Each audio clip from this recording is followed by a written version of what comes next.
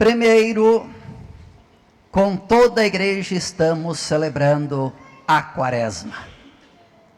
Momento privilegiado de conversão, ou seja, aprofundar a nossa comunhão com Deus, preparando-nos e depois celebrar intensamente o mistério pascal de Cristo Jesus. Restringindo com toda a igreja no Brasil, celebramos também a campanha da fraternidade. Sois todos irmãos ou amigos. Em outras palavras, superando toda a diversidade em força do amor, viver uma verdadeira fraternidade. Vamos encolher um pouquinho mais. A nível de diocese, hoje um dia tão importante, porque hoje na catedral às 10 horas será apresentado, e vamos dizer assim, oficialmente toma posse, o administrador apostólico, Dom Paulo de Conto. Dom Adelar, todo mundo sabe a situação da sua saúde, né? Infelizmente foi um pastoreio bastante limitado no tempo, a saúde não permitiu. Se assim Deus quis, assim seja, louvado seja Deus. Lamentamos a situação, mas hoje a providência divina concede à nossa diocese de Cascavel o administrador apostólico Dom Paulo de Conto, que vai estar à frente da diocese até que seja nomeado um novo arcebispo. Esta é a razão pela qual eu estou celebrando aqui hoje. O padre, vosso pároco, tem que estar na catedral, e então não dava tempo para ele celebrar aqui para depois ir lá. Então por isso ele pediu se eu poderia vir. Posso, vou, se o povo me aguentar lá, rezamos juntos. E pela graça de Deus vamos rezar juntos. Então, rezemos pelo nosso administrador apostólico, Paulo de Conto, que seja uma verdadeira bênção para a diocese, a sua permanência e o seu pastoreio diante de nós. E a nível paroquial, hoje a apresentação dos catequistas, dizemos assim, oficialmente marcando o início do ano catequético. Depois vamos falar nisso. Primeiro vamos falar da palavra de Deus. Estamos na Quaresma todos os anos, segundo domingo da Quaresma. Crianças, adolescentes da catequese, gravem já. Todos os anos, segundo domingo da Quaresma, nós celebramos o mistério da transfiguração de Jesus. Se nos perguntássemos, e sobretudo as crianças são bem curiosas, porque querem saber, são inteligentes, né? Querem saber, né? Maravilha! Por que Jesus se transfigurou? Para se aparecer? Não! Se fosse para se aparecer, ele ia chamar toda a multidão, seus discípulos todos, e se manifestar. Não. Jesus não queria se aparecer. Qual é a razão então? Na liturgia, um pouquinho mais à frente depois, nós vamos no prefácio recordar. Jesus tinha falado aos seus discípulos que devia sofrer muito, ser entregue, ser flagelado e morrer crucificado. Só que isso causou confusão entre os discípulos. Mas que Messias é esse? Não é ele o Filho de Deus? Como é que então vai ser preso, vai ser flagelado e vai morrer na cruz? Aí não encaixou as coisas na cabeça dos discípulos. E Jesus realmente percebeu que estavam confusos, porque era inconcebível, sobretudo pensando na cultura do tempo de Jesus, no judaísmo, um filho de Deus, o Messias ser preso, o Messias ser flagelado, impensável. Um filho de Deus ser morto na cruz, isso é loucura. Então Jesus percebeu que os apóstolos não tinham compreendido. Por isso, tomou consigo Pedro, Tiago e João, conforme ouvíamos no Evangelho, levou sozinho a um lugar à parte sobre uma alta montanha e transfigurou-se diante dele. Ou seja, mudou de figura. Se os discípulos estavam acostumados a ver Jesus na sua humanidade, no alto da montanha, na transfiguração, eles contemplam e veem como em êxtase a Jesus na sua divindade. Mas como descrever a divindade? Deus é luz, assim nos diz a primeira carta de São João.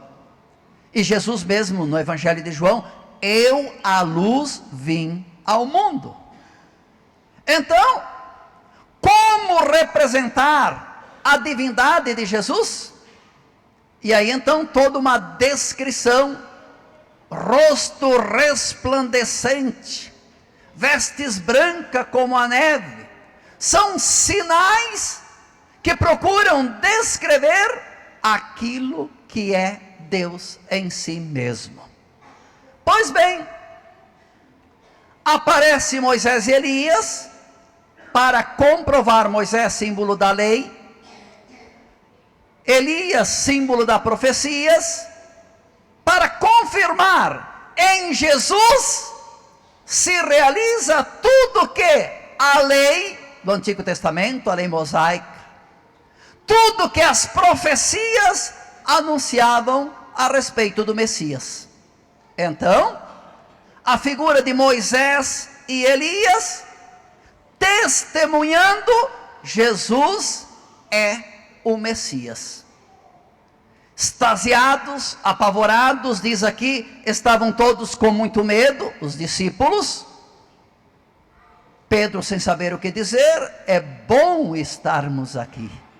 Se quiser, faremos 3 tendas. Não, Pedro, não, calma. Isto é passageiro, isso é de momento. Isso é só para que vocês vejam que para além do mistério da paixão, morte, há ressurreição, há vida eterna. E assim, que não se escandalizem do mistério da cruz. Repito, se Jesus só em falar que seria preso, flagelado e seria morto, já escandalizou os discípulos, imaginem vocês quando os discípulos vissem que Jesus estava sendo preso, Jesus flagelado e Jesus pregado na cruz. Seria o fim da picada. Mas não. Os apóstolos agora, eles têm uma certeza: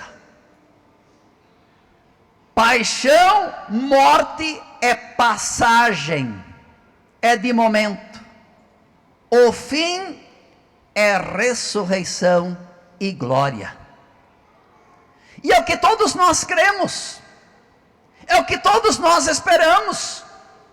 Por mais que lamentamos a perda das pessoas queridas, sabemos que todos nós um dia com Cristo morreremos, mas porque cremos, esperamos e vivemos em comunhão de fé em Cristo Jesus, com Cristo nós ressuscitaremos e participaremos de sua glória nos céus.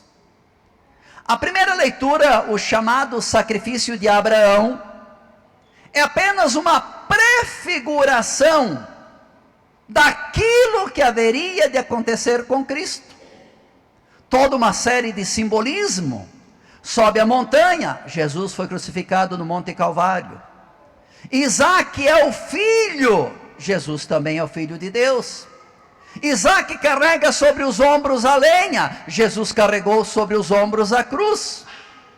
Só que ao final, a grande diferença: de nada teria adiantado Abraão ter sacrificado o seu filho Isaac.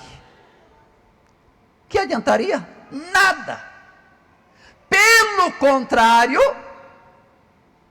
toda a graça, toda a bênção nos é dada pelo mistério da paixão, morte de Cristo na cruz. dirá São Paulo, Deus que nem sequer poupou seu próprio filho, ouvíamos na segunda leitura. Deus que não poupou seu próprio filho, mas o entregou por todos nós. Como não nos daria tudo junto com ele? Sim. Abraão sacrificar seu filho Isaque não ia aproveitar nada, nem para ele nem para nós. Mas Deus permitindo a morte do seu filho na cruz, é uma fonte inesgotável de graça e de bênção para todos nós e para toda a humanidade e para sempre. Não por nada, iniciando a segunda leitura com São Paulo, se Deus é por nós, quem será contra nós? Quem acusará os escolhidos de Deus? É Deus que os declara justo, quem condenará?